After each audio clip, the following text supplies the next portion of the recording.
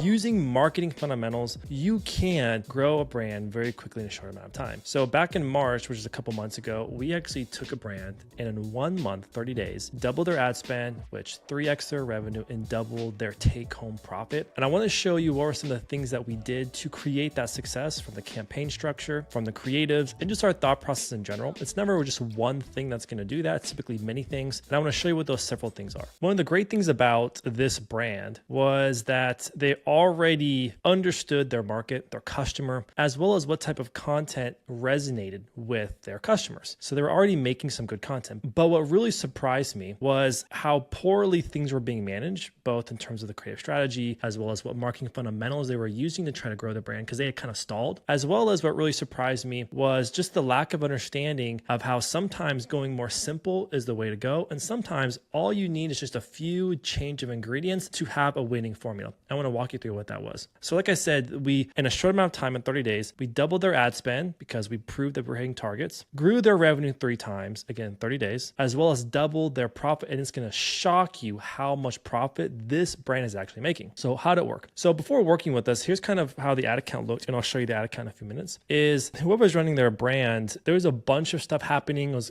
honestly very random. They were using ASC campaigns and then a bunch of different retargeting campaigns. But if you watch other videos of mine, the problem with some of these things, especially if you're a low average order value brand, is a lot of the retargeting campaigns are viewed through attribution and not click, which means they're not actually driving incrementality. And a lot of times, if you look at your retargeting campaigns, especially on a low average order value, which is what this brand has, you'll find that if you look at the attribution settings, your cost per purchase off of 1-day click or 7-day click is actually going to be significantly more than what you're willing to pay. But it looks great because of view through attribution, which is, again, it doesn't drive incrementality. So for low average order value brands, that's why we don't recommend retargeting campaigns. Another thing that we were noticing too is there was just a lot of overlapping creatives and products when they didn't need to. They sell other products, but all their revenue really comes from one main product. And frankly, they were just wasting money advertising for those other products. So our decision making was, let's just focus on the number one seller and let's really scale this thing. The other thing that surprised us as well was there wasn't any kind of framework or system for testing creatives, finding creatives, scaling creatives. And that's what we're all about. And I'll show you in a few moments. And if you watch any videos on this channel before, you know that we have a sprint process of how we come up with concepts, how we make concepts, how we launch concepts, how we scale concepts, and how we review concepts. And then also just the founder was quite frustrated that they were having to come up with all the ideas, which should not be the case. The founder should not be doing that, which is what we like to take on our shoulders for brands. So this is kind of what their campaign structure looked like all of 2023. They weren't spending a lot of money, but it was just a mess. They had tons of different campaigns they were launching, frankly, just randomly throughout the year. In addition to that is they even had some good performance, but because the people that were managing it didn't understand the nuances of what's actually driving incrementality,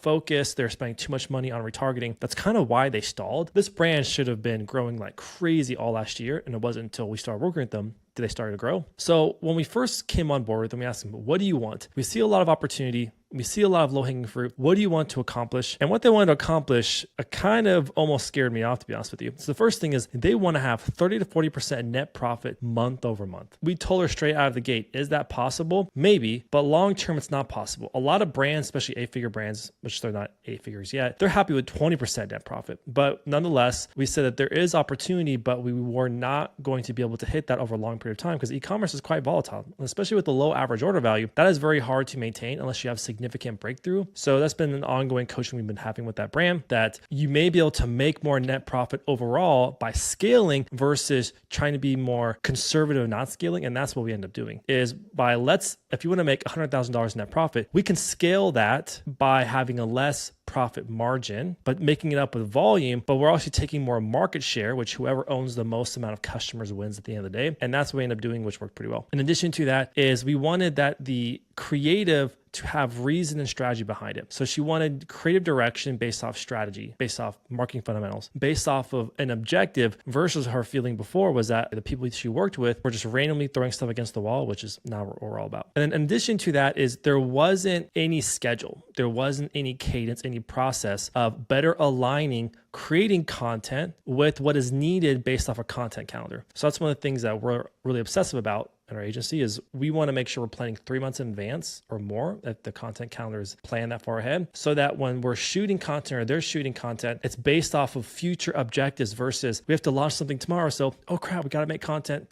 today, right? If you're in that spot, that's a massive red flag because that means you're always kind of chasing your tail, which is what you don't want to do. In addition to that is they wanted to grow. So they agreed to spend upwards of $40,000, which isn't a lot of money, but it is, as long as we're hitting certain targets. And so, like I said, they wanted a certain net profit margin. But what we discovered with them is really what they were after is based off $40,000 in spend, they wanted to maintain a certain net profit dollar amount. So we showed them by modeling out, we could actually make you more net profit by lowering the net profit you're willing to accept a month, but we make it up in volume. And it went very well. So here's what our plan of attack is. The first thing we did is we followed our right hook way of how we run campaigns. So we tied up their ad account, consolidated things significantly. We just focused on the best selling product, not all these other products that people didn't want to buy, only focused on the best selling product, which was a beauty spray. And then as we were transitioning to our right hook way, it allowed us to cut things that weren't profitable. It allowed us to conserve ad spend and focus on the best selling product, which is a great amount of momentum that was created from doing those actions. And the other thing as well that no one does, but it pisses me off that people don't, is you should always be mining all the comments in your ads. The reason why is it's going to tell you exactly how you have to position your product to get people to buy. It's going to tell you exactly what are the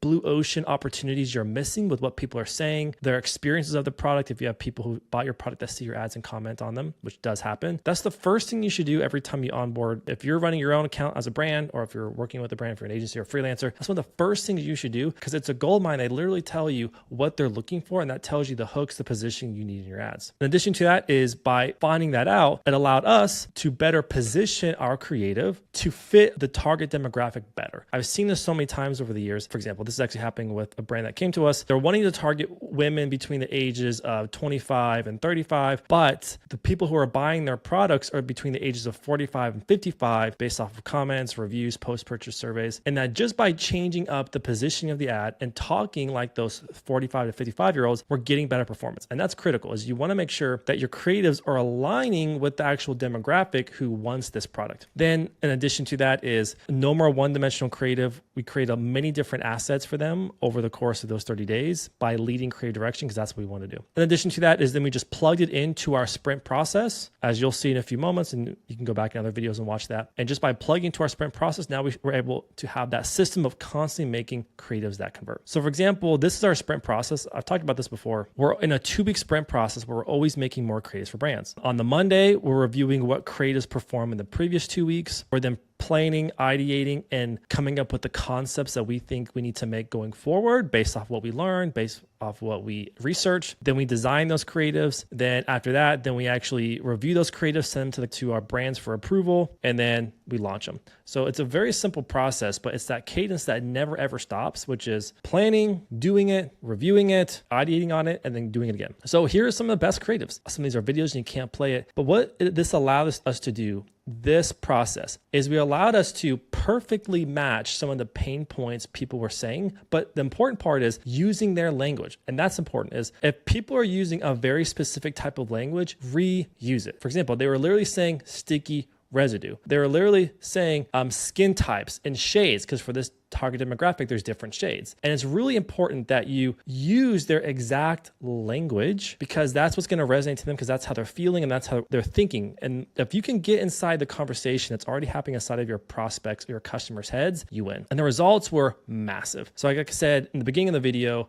$40,000 was the target we're shooting to spend for that 30-day period. It was going so well that the brand said, let's just keep spending. So we kept spending. And this is pretty unheard of. Not many people see this anymore, but this even works on a low average order value. And we were getting cost per purchases on a click attribution for $10, which is absolutely phenomenal. And they're still scaling. It's been a couple months since then. But what it allows us to do is we hit and exceeded our profit target in terms of net profit that they wanted at the end of the day. In addition to that, it was their first 6-figure profit month. Let's recap. What you need to remember is, one, when you're taking over an account, or this is your brand, do you have it consolidated in the most simple, minimum viable funnel? Are you mainly focusing on the products that's what we call hero product? Listen, I have scaled a lot of brands to 8 figures, and it's always off the back of a few products, not their variants. You could have a lot of variants. So for example, you could have a tumbler that has 30 different colors, 50 different colors, but still the same hero product. Go into your comments, post-purchase reviews, and the reviews on your website, even your competitors' reviews. Are you using the most precise language and positioning based off what they're looking for? In addition to that is just make sure you're using a proper sequence and cycle of how you're reviewing your creatives, how you're learning from your creatives, and then let that inform future creatives. All right, so that was a freaking rocket ship of a case study of how we took a beauty brand and in 30 days, doubled their ad spend, 3x their revenue, and then doubled their profit. See you guys in the next video.